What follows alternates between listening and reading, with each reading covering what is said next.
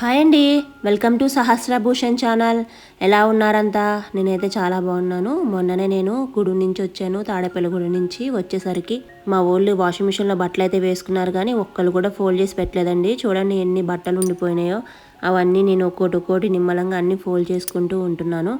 బట్టలు వాషింగ్ మిషన్లో వేయడం ఈజీ, తీయడం ఈజీ, కానీ మడత పెట్టడం అంటే కష్టం కదండి. మడత పెట్టి తీసి చదరడం అంటే. అందుకోసమని నేను అన్ని బట్టలు మడత పెట్టినాను. ఇక్కడ మా హస్బెండ్ వచ్చి హెల్ప్ చేస్తున్నారు నాకు. ఆయన ఫోల్డ్ చేస్తున్నారు బట్టలు చాలా ఉన్నాయి కదా అని. నాకు చిన్న చిన్న విషయాల్లో వర్క్లో వాటిలో హెల్ప్ చేస్తూ ఉంటారండి. తర్వాత నేను ఈవినింగ్ డిన్నర్ కోసమని కిందకు వచ్చేసాను. ఈవినింగ్ డిన్నర్ కోసం నేను ఇక్కడ ములక్కాడ పాలేసి వండానండి కర్రీ. సింపుల్గా ఎప్పుడైనా ట్రై చేశారా? ములక్కాడ పాలేసి వండడం చాలా బాగుంటుంది టేస్టీగా. ఒకసారి మీరు ట్రై చేయండి. ములక్కాడ కర్రీలో పాలు వేసుకొని వండుకోవడం. అండ్ అలాగే నేను మజ్జిగ చారు కూడా చేశానండి. అది కూడా చాలా బాగుంటుంది. ఆ రెండు కాంబినేషన్లో చేసుకున్నాము ఇవాళ మేము.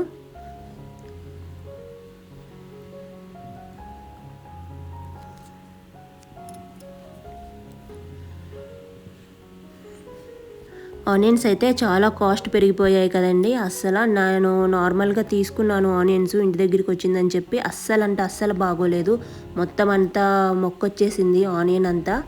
మొత్తం వాటర్గా ఉన్నాయండి ఆనియన్స్ మొత్తం అన్నీ. మొక్కొచ్చేసి పాడైపోయినాయి అన్నీ. సగం పాడేసాను నేను వచ్చేసరికి, పాడైపోయినాయి ఆనియన్స్. అండ్ ఇక్కడ నేనేమో కర్రీ ప్రిపేర్ చేసుకుంటున్నాను. ప్యాన్ పెట్టుకొని ఆయిల్ వేసుకొని తర్వాత అందులో కొన్ని ఆనియన్స్ అలాగే పచ్చిమిర్చి తీసుకున్నాను. పచ్చిమిర్చి తీసుకుని అవి రెండు ఫ్రై అయిన తర్వాత వాటిని గోల్డెన్ బ్రౌనిష్ కలర్లో ఫ్రై అవ్వాలి. ఈజీగా మగ్గిపోవాలంటే మనం సాల్ట్ వేసుకుంటే తొందరగా మగ్గుతుందండి. అందులోనూ ఇది వాటర్ ఎక్కువగా ఉంది కదా, ఆనియన్ అస్సలు మగ్గలేదు. చిరాకు వచ్చేసింది, చాలాసేపు దాకా మగ్గలేదు. ఎప్పుడు అలాగా అనిపించలేదు, అంత కోపం వచ్చింది ఆనియన్స్ అస్సలు మగ్గపోయేసరికి. తర్వాత నిమ్మలంగా స్లో ఫ్లేమ్లో పెట్టి అప్పుడు మగ్గించుకున్నాను. తర్వాత ఇక్కడ నేనేమో పెరుగు పచ్చడి చేశాను. పెరుగు పచ్చడి ఇది అటు పులుపు కాకుండా నార్మల్ స్వీట్ కాకుండా నార్మల్గా ఉంది పెరుగు. దాన్ని తీసుకొని నేను పెరుగు పచ్చడి చేసుకున్నానండి. ఎవ్రీ వీక్లీ వన్స్ కానీ ట్వైస్ కానీ తింటూ ఉంటే బాగుంటుంది. రెగ్యులర్గా ఒకటే కర్రీ చారు అది కాకుండా ఈ మజ్జిగ చారు కూడా చేసుకుంటే బాగుంటుంది. నేను ఒక్కోసారి ఇలా ప్రిపేర్ చేస్తూ ఉంటాను పెరుగు ఎక్కువ ఉన్నప్పుడు ఇంట్లో.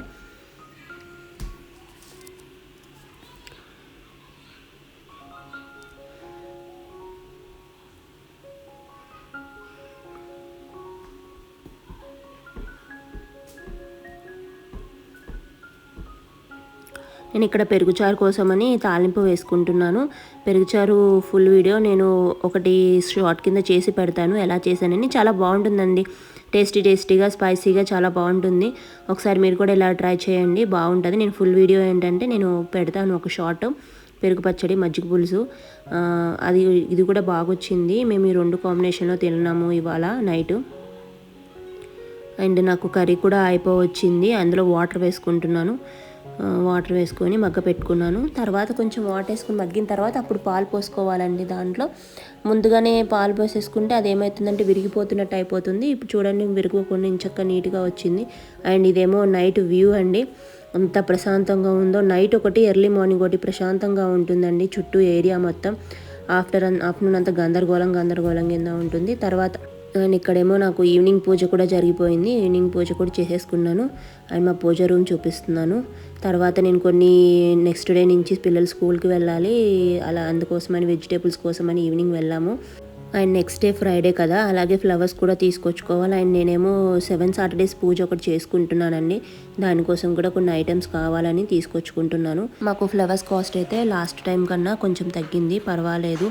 నా వీడియోస్ మీరు చూస్తున్నారా? మీకు నచ్చుతున్నాయా? నచ్చితే కనుక మీకు లైక్, షేర్ అండ్ సబ్స్క్రైబ్ చేయండి. Please support my channel. Thank you everyone అండి, థ్యాంక్ యూ ఆల్.